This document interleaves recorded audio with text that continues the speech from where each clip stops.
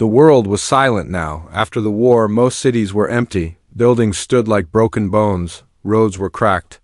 No birds, no people, only wind and dust. John lived alone in one of these dead cities. He was a survivor. He didn't speak much. He didn't trust anyone. His house was quiet, small, and cold. But it was safe. Or so he thought. One night he heard a sound. It was soft, like breathing. But it was coming from the basement. John sat up in his chair. He held his breath. Another sound, a footstep. He picked up his old rifle. It still worked. Slowly, he walked to the basement door. The floor creaked under his boots. He opened the door. Darkness stared back at him. He stepped down the stairs. Careful, slow, quiet. At the bottom. He turned on his flashlight. That's when he saw them. Two figures hiding behind old boxes. One was tall and still. The other small, crouched low. They weren't human. Their skin was pale blue. Their eyes large and bright, glowing in the dark. The small one, a girl, raised her hands. She was shaking. "Please, don't shoot," she whispered. John pointed the gun straight at them. "Who are you?" he said sharply. The girl looked at the tall one, her mother, maybe. The woman didn't move. She kept her eyes down. "Please," the girl said again. "We are not enemies. We are only hiding. My mom can clean, cook, obey. We just want shelter." John stared at them. Aliens. He hadn't seen one in months. After the war, most aliens were killed or captured. Some ran, some disappeared. People hated them. He should hate them too. But this one, this girl, she looked scared, weak. Not a soldier. John slowly lowered his gun. "Come upstairs," he said. The girl helped her mother stand. Her arms were thin. Her clothes were torn and dirty. They followed him up. Inside the small living room, the girl looked around like it was the first house she'd seen in years. "You speak English?" John asked. "Yes," she said. "We were taught in the camps." John didn't like the sound of that word, camps. "What's your name?" The girl looked at her mom, then said, "Nara, her name is Myra." John pointed to the corner. "Sit. There, no tricks." They sat, quiet, still. John watched them for a long time. They didn't ask for food. They didn't ask for water. They waited. After a while, Nara looked up. "My mom can work," she said. "She will do anything. Just let us stay. One room is enough." "Even the basement." John stood up and walked to the kitchen. He brought back 2 cans of food. Nara took them carefully. She opened one and gave it to her mother first. Only after her mother ate, she took a bite. "Where did you come from?" John asked. "We ran," Nara said, "from the east side." "From the ships? They were taking us back." "Back where?" She looked down. "To the farms." John clenched his fists. He had heard stories about alien work farms, about experiments. He didn't ask more. That night, they slept on the floor. No blankets, no pillow. Still, they didn't complain. John didn't sleep. At 2 a.m., he heard whispers. Soft, fast. In a strange language, he moved closer to the hallway. Nara was talking to her mother. He didn't understand the words, but the tone was serious. "Maybe scared." Then he heard something that made his skin crawl, Nara said in English. This time, very softly. "He doesn't know what we are. Not yet." John stepped back quietly. He didn't sleep that night. John watched them closely over the next few days. Nara and Myra never made noise. They walked softly, spoke softly, breathed softly, like shadows. Like they didn't want the world to notice they were still alive. Every morning, Myra cleaned the house, quietly, perfectly. She dusted every corner, washed the dishes, swept the floors. She didn't ask. She just did it. Nara cooked whatever food John gave them. She never took more than she was offered. She ate last. Always last. It was strange. John wasn't a kind man. Not anymore. The war had changed him. He had seen too much, lost too much. He didn't trust aliens. But something about these two was different. They looked broken. One morning, Myra accidentally dropped a cup. It hit the floor and cracked in two. She froze. Her hands shook. Her eyes went wide. Then she dropped to her knees and picked up the pieces, fast, like it was life or death. "I'm sorry," she said. I'm sorry, John stepped Forward. It's just a cup, but she didn't stop shaking. Nara rushed over and whispered something in their own language. Myra nodded and held the pieces tightly. John said nothing more. He went back to his chair and stared out the window. That night, he sat at the table while Nara placed a hot bowl of soup in front of him. "Thanks," he said. She nodded, then turned to leave. He stopped her. "Sit down." She hesitated then. Sat at the far end of the table. "Why are you so scared of me?" he asked. Nara looked confused. "You and your mother. You act like I'm going to hurt you. I'm not. I gave you food. I gave you shelter. You don't need to be afraid." She looked down at her hands. Then slowly she spoke. "In the camps we were trained." "Trained?" "To serve, to obey, to never speak unless spoken to. If we made a mistake, they punished us." John's stomach turned. "Who punished you?" "Humans, mostly. Some aliens too. But the rules were human rules. We were property." He looked at her. She didn't cry. She didn't complain. She just told it like it was. "How long were you in those camps?" 3 years, she said. "I was taken when I was 6. My mother was taken before me." John couldn't imagine a child spending her childhood like that. In cages, cleaning, obeying, he rubbed his face. "I'm not like them." "I know," she said. "That's why we're still alive." A long silence passed between them. Then Nara said something strange. "When you raised your voice yesterday, my mother thought she would be erased." "Erased?" "She still has the implant. In her neck, if she disobeys, it activates." John leaned forward. "You mean she's still linked to one of those control systems?" Nara nodded. "She escaped before they could remove it. We tried to shut it down, but it only sleeps. It is not gone." John stood up, walked to the shelf, and pulled out an old flashlight. "Show me." Nara walked over to her mother, who was folding a blanket in the corner. "Mama," she said gently. Myra turned around. Slowly, she moved her long hair to one side. There, at the base of her neck, was a small metal circle hidden under the skin. It blinked once, very faint. John touched it lightly.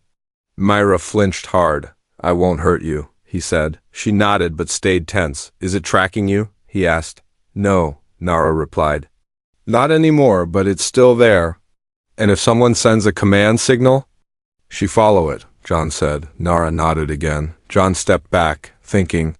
This wasn't just a broken family hiding from the war. This was deeper, more dangerous. "What do you want from me?"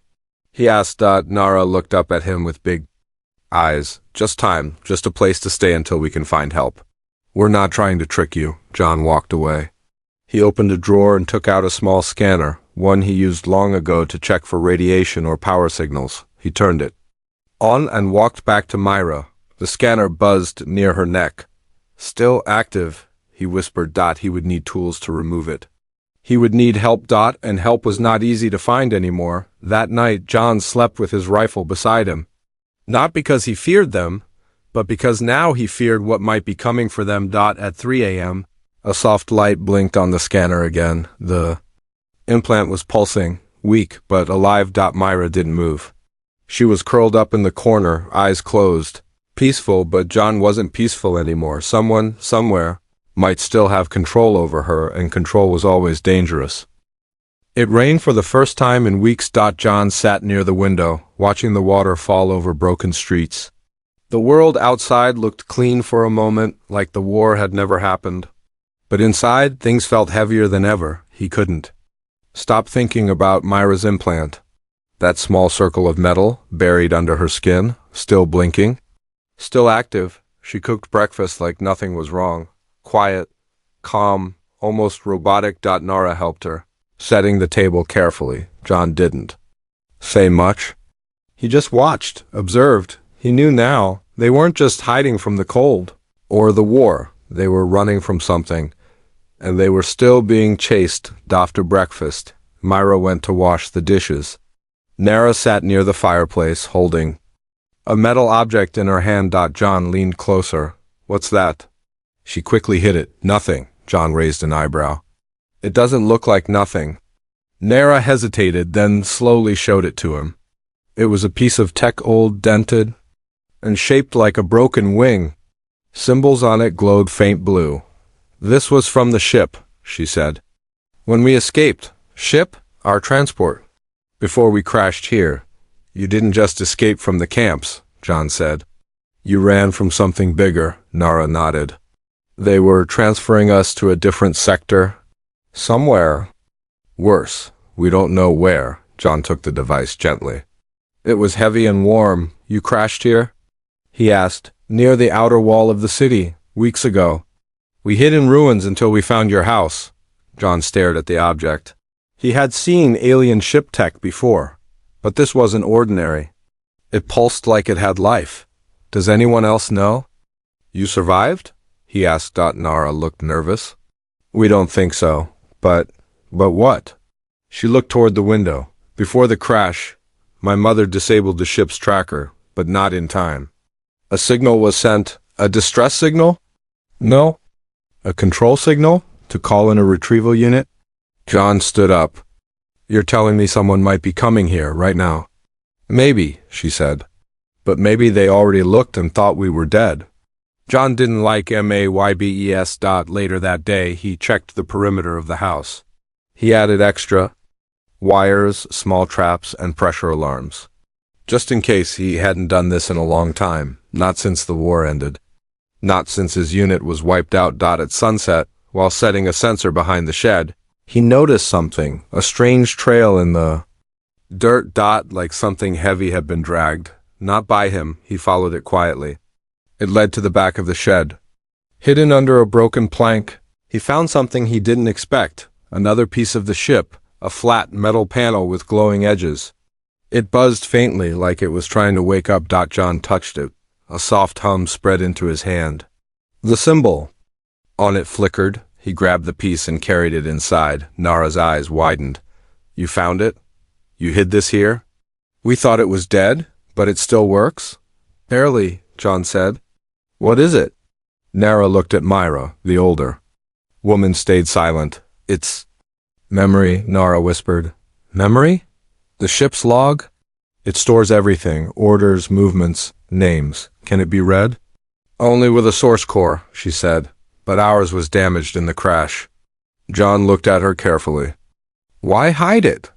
Because if they find it, they'll know we're alive, and they'll know we disobeyed. He placed the piece on the table. I need to see where you crashed. Myra suddenly spoke for the first time in days. No, she said firmly. John turned to her. Why not? She looked straight into his eyes. It's not safe. I can take care of myself. No, she said again. It's not just wreckage. It's bait. John paused. They want you to go, she said. Anyone who finds the wreck, they never come back? So it's a trap? Myra nodded. We stayed alive because we left it behind. John stepped away, thinking. Something wasn't right. If it's a trap, he said slowly, why haven't they come here yet? Nara answered softly, because the trap hasn't been touched. Not until now? They all looked at the metal piece on the table. It was glowing brighter. John moved fast. He grabbed a thick cloth and wrapped the object. We need to block its signal, now. But it was too late. Outside, the sky flashed. A soft, high-pitched hum echoed from above. John grabbed his rifle. Nara whispered, They found us.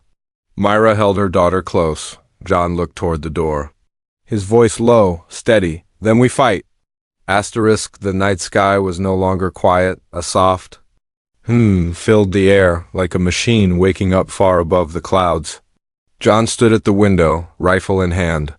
The others stayed low in the corner of the room. He had seen lights like that before during the last days of the war.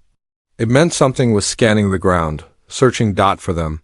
They're here, Nara whispered. No, John said. Not yet. They're looking. They don't know where we are, but they know we're close. He walked over to the glowing metal panel they had unwrapped. Even though it was now wrapped again in thick cloth, he could still feel its warmth. Through the layers. John picked it up. This thing, how far can it send a signal? Not far, Nara said. But if something up there is listening, it doesn't need much. Then we move, he said. Where? Myra asked. It was only the second time she had spoken to him. John didn't answer. He grabbed his backpack, loaded bullets into his rifle, and stuffed the wrapped panel inside a metal box. We can't stay here. If they track the signal to this house, we're dead. He turned to Myra. Can you walk? She nodded. They left just before dawn. Rain had washed away their footprints, but the air felt heavy.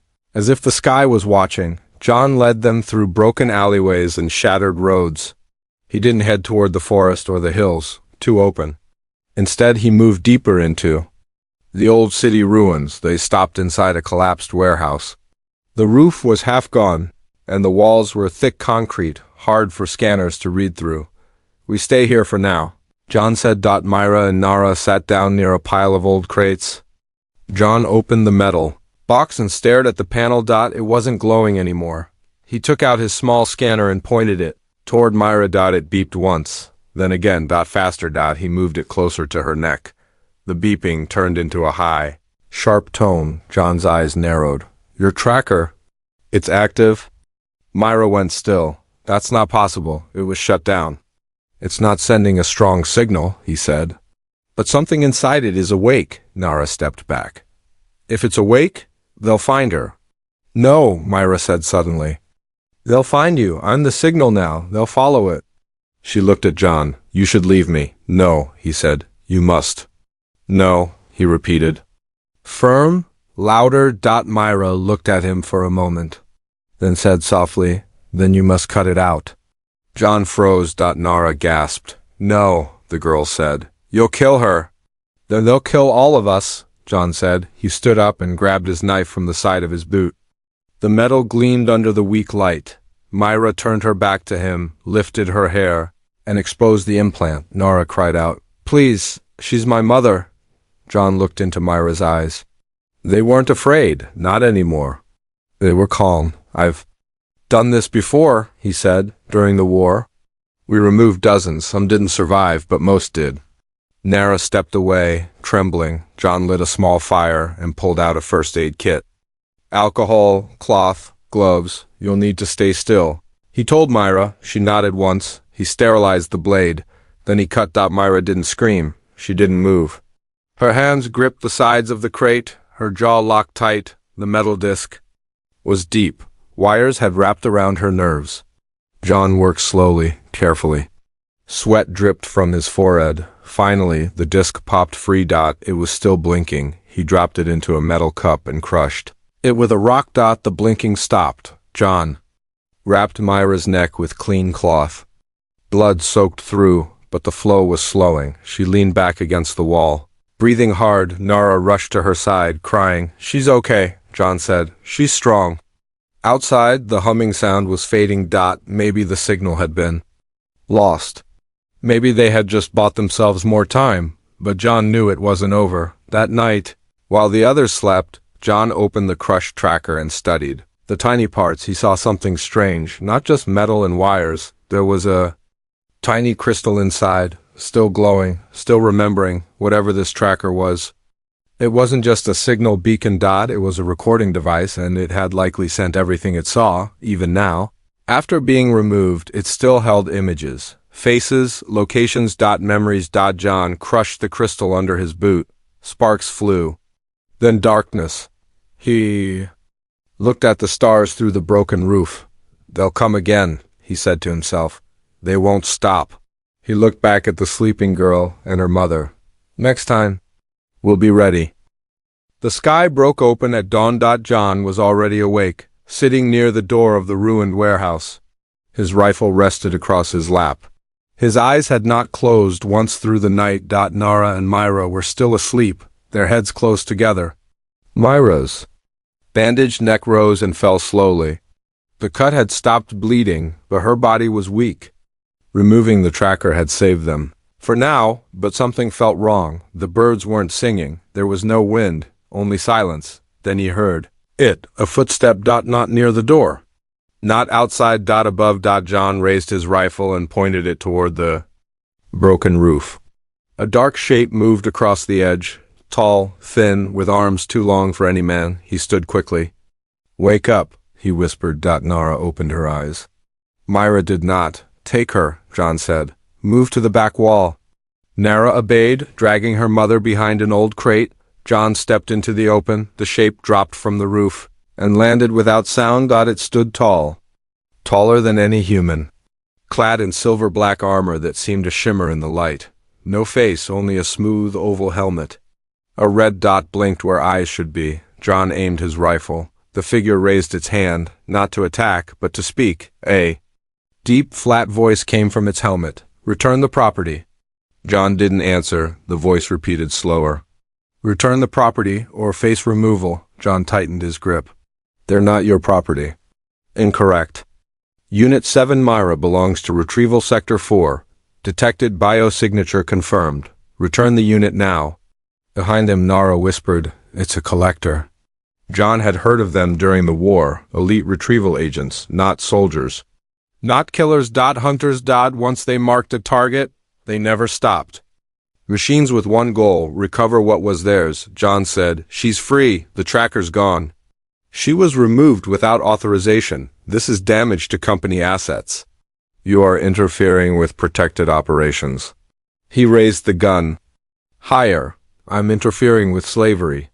A pause. Then the collector moved. Fast. It reached for something on its back, a long weapon. Thin and glowing. John fired first. The bullet hit the armor but bounced off like a pebble. The collector struck back, not with the blade but with a blast from its palm. A shockwave hit John's chest and threw him across the floor. He hit a crate hard and coughed. Gasping for air. Nara screamed. The collector stepped forward. John tried to lift his rifle, but his arms were shaking. The collector raised its weapon again, and that's when Myra stood up, weak, bleeding, barely on her feet, but her eyes had changed. They glowed bright white. She stepped between the collector and her daughter. Her voice was calm, but not soft. "Deactivate retrieval protocol." The collector paused. It spoke again, robotic. "Unit 7 Myra, you are compromised. Obedience protocol has failed. You will be neutralized." Myra raised her hand, and her fingers lit with energy. She moved them in a circular motion, and the lights on the collector's chest flickered. The collector staggered. John stared in disbelief. Nara shouted, "She's overriding him." But Myra was shaking now. The power was hurting her. The collector raised its arm to strike her down, and John fired again. This time he aimed for the joint in its knee. The bullet slipped into a gap, a small one, but enough. The collector dropped to one leg. Myra stepped forward and touched its helmet. For 1 second, nothing happened. Then a loud pop, and the red light inside the helmet went dark. The machine froze. Dead. Myra collapsed. John rushed to catch her before she hit the ground. Her skin was cold. Her breathing shallow. Nara knelt beside her, crying, "Mom!"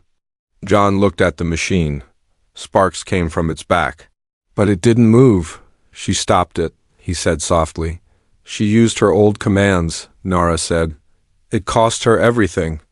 John laid Myra down gently and checked her pulse. Weak, but there. He turned to Nara. "How did she do that?" "She was built with override access," Nara said. "She was more than a servant. She was a controller, a high-class unit. Before they rewired her, then she's not a servant at all," John said. "She's a weapon," Nara nodded. "But she didn't want to be." They sat in silence for a while, the collector still smoking in the corner. John finally stood up. "They'll send more." "Yes," Nara said, "they always do." John looked at Myra, then at the broken sky above. "But now, we fight back." Myra didn't wake up for 2 days. John built a small shelter inside the warehouse, using metal sheets and wood from nearby ruins. Nara stayed beside her mother every hour, cooling her forehead with wet cloth, whispering soft words in her language. John stood guard, always watching the sky. The collector hadn't returned. Not yet, but they both knew this was only the beginning. On the third morning, Myra opened her eyes. Nara gasped. "Mama?" Myra blinked slowly. Her voice was weak but clear. "Still alive?" John stepped in, holding a bottle of water. "Barely," he said. "You should be dead." Myra smiled faintly. "I was trained not to die so easily." John sat down beside her. "That thing you did to the collector, how?" Myra looked at him. There was something different in her eyes now. No fear, no shame. Just truth. I was made for more than cleaning, she said. I was built to control other units. I had access codes, override systems, inner links. But when I was captured, they erased my higher functions or tried to. Nara spoke softly. They rewired her, made her a maid, a servant. But some of the original programming survived. Myra nodded. I didn't remember until I saw the collector's face. Then it came back. John leaned back, thinking. So you were a leader, like a commander? No, she said. Not a commander, a regulator. I could command lower units. But not free will. My voice was only code, not choice. He looked at her with a strange respect. You don't talk like a machine. I'm not, she said. Not anymore? John stood and walked toward the dead collector, still lying where it had fallen. Its armor was dented and scorched. But its internal parts were still useful. He began pulling pieces off. The energy cell. The data core, the processor wires. What are you doing? Nara asked. Building, John said. You said she's a weapon. Then maybe it's time she had one? He worked all day, cutting, soldering, connecting. The collector tech was advanced but familiar. Human engineers had reverse-engineered similar systems during the war. That night he brought Myra something small, a metal band, thin, flexible, with a red button on the side. What's this? She asked. Remote core trigger, John said. If another collector comes close, this will let you send a short, targeted pulse. Not strong enough to kill, but enough to delay. Myra turned it over in her hand. Why help me? John paused. Because I've seen what real weapons look like. You're not one of them. But if they treat you like a tool, then you deserve the chance to fight back. She smiled. A real smile. First one he'd ever seen on her face. I won't use it. To kill, she said. You won't have to, John replied. Just stop them long enough for us to run? But deep down, they all knew running wouldn't be enough forever. That night, John powered up the collector's damaged core. It blinked once, then projected a hologram on the wall, a map, not just of the area, of active retrieval units. There were 6 in the nearby zones. 2 already moving in their direction. 1 was labeled heavy class. John's face darkened. We don't have much time. Nara stepped forward. Can we destroy them? Not alone, he said. But there's a place. An old comms tower outside the city. If we can reach it, I might be able to send a jamming pulse. Block their control signals. Then what? Myra asked. Then you're free. Myra looked down at her hands. I'm not sure I know what freedom feels like. John replied. Then let's find out together. The next morning, they left the warehouse. John carried the rifle and the tech pack. Nara held a small toolkit. Myra walked slower now, but her steps were stronger. Her eyes sharper. As they walked through the ruined streets, something moved ahead. A shape. John raised his hand. Stop! A small drone hovered near a collapsed building. It turned slowly, scanning the air. John lifted his gun. Myra said, Wait. She stepped forward, lifted her hand, and pressed the red button on the new band. The drone's lights flickered. Then it dropped like a stone. Nara gasped. It worked? Myra smiled. One step closer. But from behind the next hill, a deeper sound began. Heavy, deep, like a machine breathing. Then the ground shook slightly. John's voice dropped low. That's the heavy class. Nara looked terrified. We're not ready. John checked his weapon. We don't have to be ready. He looked at Myra. We just have to survive. The world shook as the heavy class unit stepped into view. It was twice the size of the last collector. Thick metal armor, walking on 4 legs like a beast. Its head turned slowly, scanning the ruins, a deep red light glowing from its center. John, Myra, and Nara crouched behind a broken wall. The dust rained from the stones each time the machine moved. John checked his rifle. Bullets won't stop that thing. Myra touched the pulse band on her wrist. This won't either. Nara looked between them. Then what do we do? John stared at the comms tower in the distance, tall and rusted, its top just barely. Standing. If we reach the tower, I can send the signal, he said. Block the command lines. Free all the units still connected. Myra's eyes narrowed. Even the ones still serving? Yes, every one of them. Even the ones who don't. No, they're slaves. She looked away. They'll be lost. They free? Silence, then she nodded. Then we go. They ran. The machine saw them instantly. Its red eye flared, and its voice rang out in the air like a bell. Unauthorized movement. Target. Regulator Unit 7 Myra, capture order confirmed. It fired. The blast tore through the road behind them. Concrete exploded. Shrapnel flew past John's arm, cutting him. Still. They ran. The tower was just 1 block away. John kicked open the side door. Inside! They rushed in. The tower creaked as they climbed the broken stairs. Every step felt like it might collapse. The machine was behind them now, punching through walls like paper, unstoppable. At the top. John reached the old console, dead, rusted, silent. Please work, he muttered, connecting wires. Fusing old power cells from the collectors. Parts. The lights flickered. Then blinked on. Yes. He opened the signal panel. The code was ancient, but he remembered it. He typed fast, sweat on his fingers. Myra stood by the window, watching the machine approach. It's coming, she said. John didn't look up. I need 1 more minute. The machine raised its cannon again. Myra looked at her daughter. Stay behind me. Nara nodded, tears in her eyes. John shouted, Done! He hit the button. A deep pulse burst from the tower. It was silent to human ears. But Myra heard it. Felt it. So did every other unit in the region. The machine stopped. Its red light flickered. Then, slowly it stepped back. Nara gasped. It's working. John slumped down, breathing hard. We did it. Myra walked to the window, her voice calm.